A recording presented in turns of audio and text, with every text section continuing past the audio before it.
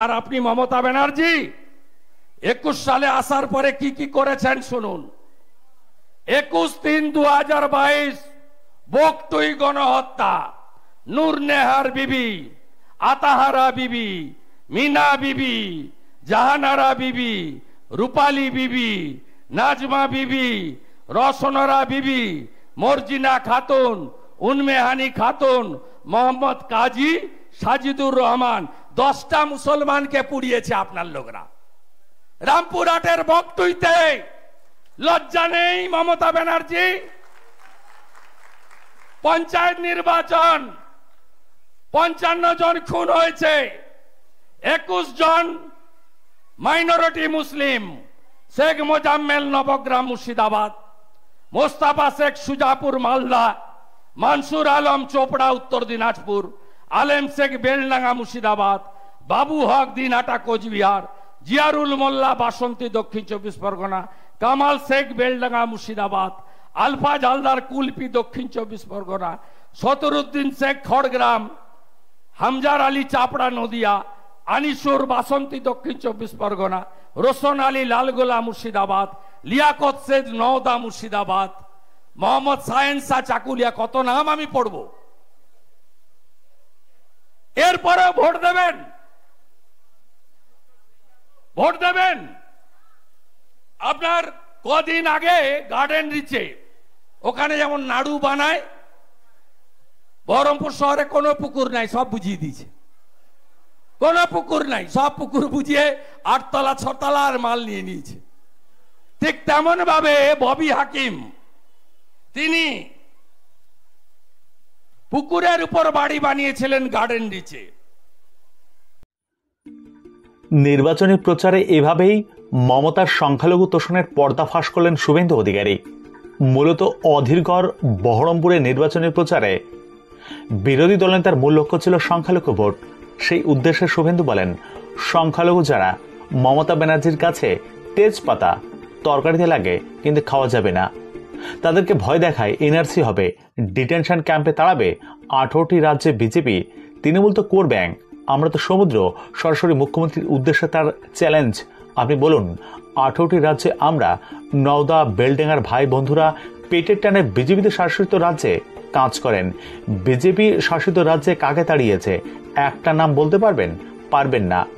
একই সঙ্গে 2021 সালে রাজ্যে তৃতীয়বার মুখ্যমন্ত্রী হবার পর মমতা বন্দ্যোপাধ্যায় সংখ্যালঘুদের সঙ্গে কি কি করেছেন সেই তথ্য ভরা সভায় তুলে ধরেন শুভেন্দু। বলেন, বিশ্বনবী দিবসের মিছিল যাবে, যিশু খ্রিস্টের মিছিল যাবে, জন্মাষ্টমীর শোভাযাত্রা যাবে, বেলডাঙ্গার কার্তিক মেলা হবে, রথযাত্রা হবে, রামনবমী হবে। কেন সিভিক ভলেন্টিয়ারের বাড়ি থেকে শক্তিপুরে পুলিশের পারমিশন নেওয়া মিছিলের উপর আক্রমণ হবে? কি চাইছেন আপনারা? আপনারা 21 সালে এই করে এই মুখ্যমন্ত্রী কি বলে সবাই গিয়ে, একদিকে মহিলাদের ভয় দেখায় লক্ষ্মীর ভান্ডার বন্ধ হয়ে যাবে। আরে বন্ধ হবে না, বিজেপিকে আনলে 3000 হবে, বিজেপিকে আনলে 3000 হবে। ওটা আমাদের স্কিম, মধ্যপ্রদেশে দিই লাডলি বহিন, ওটা আমরা আসামে দিই 2500 টাকা করে, আমাদের স্কিম, ওটা মমতা স্কিম নয়। আর সংখ্যালঘু যারা মমতা ব্যানার্জির কাছে তেজপাতা তরকারিতে লাগে কিন্তু খাওয়া যাবে না, তাদেরকে ভয় দেখায় এনআরসি হবে, ডিটেনশন ক্যাম্পে তাড়াবে। 18টা রাজ্যে বিজেপি, তৃণমূল তো কুয়ার ব্যাং, তৃণমূল তো ছোট ডোবা, আমরা তো সমুদ্র বিজেপি। 11 কোটি মেম্বার, 18 রাজ্যে সিএম, 350 এমপি পার্লামেন্ট লোকসভায়, 120 জন রাজ্যসভায়। বিজেপি বিরাট পার্টি, পৃথিবীর মধ্যে বড় পার্টি। আপনি বলুন 18টা রাজ্যে আমার নওদা বেলডাঙ্গার ভাইরা বন্ধুরা পেটের টানে বিজেপি রাজ্যে কাজ করেন, সুরাটে কাজ করেন, নাগপুরে কাজ করেন, লখনৌতে কাজ করেন, নওদা গাজিয়াবাদে কাজ করেন, আপনি বলুন বিজেপি শাসিত রাজ্যে কাকে তাড়িয়েছে? একটা নাম বলতে পারবেন? পারবেন না। আর আপনি মমতা ব্যানার্জি 21 সালে আসার পরে কি কি করেছেন শুনুন।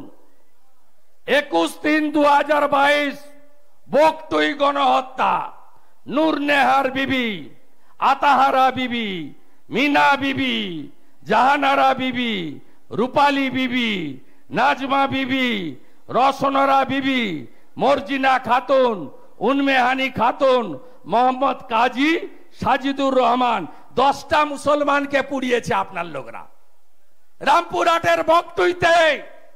লজ্জা নেই মমতা ব্যানার্জি? পঞ্চায়েত নির্বাচন 55 জন খুন হয়েছে, 21 জন মাইনরিটি মুসলিম, শেখ মোজাম্মেল নবগ্রাম মুর্শিদাবাদ, মোস্তাফা শেখ সুজাপুর মালদা, মানসুর আলম চোপড়া উত্তর দিনাজপুর, আলেম শেখ বেলডাঙ্গা মুর্শিদাবাদ, বাবু হক দিনহাটা কোচবিহার, জিয়ারুল মোল্লা বাসন্তী দক্ষিণ 24 পরগনা, কামাল শেখ বেলডাঙ্গা মুর্শিদাবাদ, আলফাজ হালদার কুলপি দক্ষিণ 24 পরগনা, সতরুদ্দিন শেখ খড়গ্রাম, হামজার আলী চাপড়া নদিয়া, আনিসুর বাসন্তী দক্ষিণ 24 পরগনা, রোশন আলী লালগোলা মুর্শিদাবাদ, লিয়াকত শেখ নওদা মুর্শিদাবাদ, মোহাম্মদ সায়েন শাহ চাকুলিয়া। কত নাম আমি পড়ব? এরপরে ভোট দেবেন? ভোট দেবেন? আপনার কদিন আগে গার্ডেন রিচে ওখানে যেমন নাড়ু বানায়, বহরমপুর শহরে কোনো পুকুর নাই, সব বুঝিয়ে দিয়েছে। কোনো পুকুর নাই, সব পুকুর বুঝিয়ে 8 তলা 6 তলার মাল নিয়ে নিয়েছে। ঠিক তেমন ভাবে ববি হাকিম, তিনি পুকুরের উপর বাড়ি বানিয়েছিলেন গার্ডেন রিচে। সেই বাড়িটা চাপা পড়ে 12 জন মারা গেছে। ববিও চাপা পড়েনি, আর কাউন্সিলর শামস ইকবালও চাপা পড়েনি। চাপা পড়েছে 12 জন মুসলিম সংখ্যালঘু। ভারতীয় জনতা পার্টির স্লোগান সবকা সাথ, সবকা বিকাশ, সবকা বিশ্বাস, সবকা প্রয়াস। আর তৃণমূলের স্লোগান হলো চুরি করো আর মাল কামাও। চোরেদের হারাতে হবে। কোভিডের সময় অদিত চৌধুরীর দেখা ছিল না। অদিত চৌধুরী আজকে কোথায় একটা বলেছে তৃণমূলের থেকে বিজেপিকে ভোট দেওয়া ভালো। একদম বিভ্রান্ত হবেন না। কেন বলছে জানেন? গতবারে অদিত চৌধুরী হেরেছিল নওদাতে, বেলডাঙ্গাতে, রেজিনগরে, ভরতপুরে, বড়মাতে, লিড পেয়েছিল বহরমপুর আর কান্দিতে। আপনারা জানেন অধীর বাবু জেতার পরে পার্লামেন্টে 5 বছর যে ভাষায় কথা বলেছেন, যে ভাষায় দেশের প্রধানমন্ত্রীকে আক্রমণ করেছেন, আপনারা জানেন? আপনাদের স্মরণ করাই, নর্দমার সঙ্গে নরেন্দ্র মোদীকে তুলনা করেছিলেন। মনে আছে না ভুলে গেছেন? পার্লামেন্ট উত্তাল হয়েছে, স্পিকার ওকে ক্ষমা চাইয়েছে। এই অদিত চৌধুরী বুঝে নিয়েছে যে এবারে জেতা হচ্ছে না। আর একজন ইউসুফ পাঠান, মমতা ব্যানার্জি বারবার বলে বাংলা বাঙালি, মোদিজি বহিরাগত, অমিত শাহ বহিরাগত, বিজেপি বাহারিদের পার্টি। আপনি ইউসুফ পাঠানকে কোত্থেকে এনেছেন? উনি কোন দেশ থেকে এসছেন? কোন জায়গা থেকে?